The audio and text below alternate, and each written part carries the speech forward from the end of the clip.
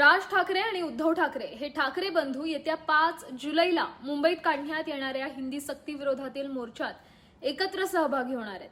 खासदार संजय राऊत आज सकाळी सोशल मीडियावर त्यांनी पोस्ट करून या संदर्भातली घोषणा केली होती. यानंतर राजकीय वर्तुळातून संमिश्र अशा प्रतिक्रिया उमटल्या आहेत. तर गुणरत्न सदावर्ते यांनी राज ठाकरे यांच्या मोर्चाला मुंबई पोलिसांनी परवानगी देऊ नये अशी मागणी केली आहे.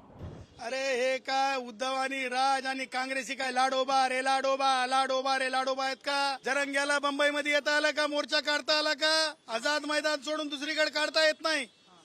त्याच्यामुळं चौपाटीवरून मोर्चा काढता येणार नाही. त्यावर परत राऊतांनी देखील उत्तर दिलंय आणि यावर पण पुन्हा निवडणुकीच्या तोंडावर मराठी माणसाला गाफील करून त्यांना फसवण्याचं काम करतायत. मराठी माणसाच्या मागे देवेंद्र फडणवीस यांचं सरकार हे खंबीरपणे उभं आहे असं भाजपचे प्रसाद लाड म्हणाले.